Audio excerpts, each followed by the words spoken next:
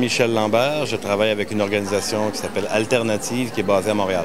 Alternative Canada travaille sur plusieurs enjeux et pour faire connaître ces enjeux-là, on a lancé il y a maintenant une vingtaine d'années un journal, Journal des Alternatives, de façon très originale, qui a circulé dans ces bonnes années jusqu'à 250 000 exemplaires. Bon, il y a eu toutes sortes de... Maintenant, c'est un peu plus petit. On continue de ce média-là, qui est un des rares médias indépendants libres au Québec. Et évidemment, dans le contexte de ce qui se passe actuellement au Québec, révolution érable, d'une certaine façon, on essaie de continuer de discuter avec les gens sur les enjeux. Et ici, c'est un endroit pour rencontrer d'autres qui font le même genre de boulot, parler des difficultés, des enjeux, d'essayer de voir comment on peut faire mieux en collaborant les uns avec les autres. Il y a aussi au Canada une forme de manque de liberté d'expression flagrante, et de plus en plus. Premièrement, il faut savoir qu'il y a deux grandes familles de corporations qui détiennent tous les médias ou presque. Donc déjà, dès le départ, quand on parle d'être présent dans un média, il y a une ligne éditoriale qui est celle de la corporation 1 ou la corporation 2. C'est très, très, très flagrant. On a vu actuellement, il y a une crise sociale importante au Québec. Et ce qui pourrait être dit de positif par rapport aux gens qui sont dans la rue n'est jamais, mais systématiquement jamais repris par aucune de ces deux grandes familles de médias-là.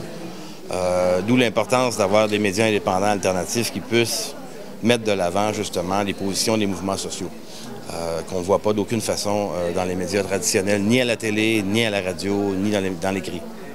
Alors, est-ce que vous pensez, par exemple, je suppose que vous êtes au courant de ce qui s'est passé dans le Maghreb, en Tunisie, au Maroc, par rapport aux populations qui se sont accaparées les médias sociaux pour s'exprimer par rapport à un certain nombre de problèmes. Est-ce que vous pensez que c'est un exemple qui peut se répéter au niveau du Canada? Les médias sociaux jouent un rôle extraordinaire important. On le voit, moi-même, j'ai des centaines d'amis Facebook et Twitter et compagnie, donc ça nous permet de faire circuler de l'information. Et évidemment, c'est un truc qui est absolument plus négligeable. Par contre, j'hésiterais à dire que c'est les médias sociaux qui ont fait la révolution en Tunisie ou en Égypte. Je pense qu'il y a beaucoup d'autres enjeux, beaucoup d'autres facteurs plutôt qui ont fait que ça s'est passé.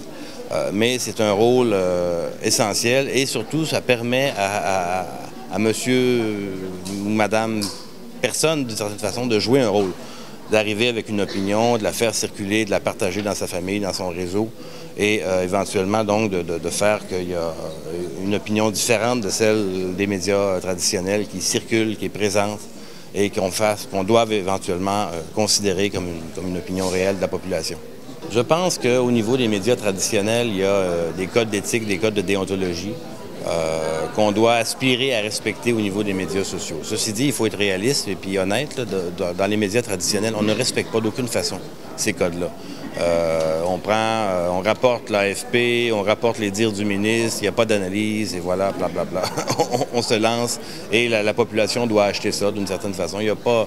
Chez nous, je pense que le journalisme est mort, à peu de choses près, dans les médias traditionnels.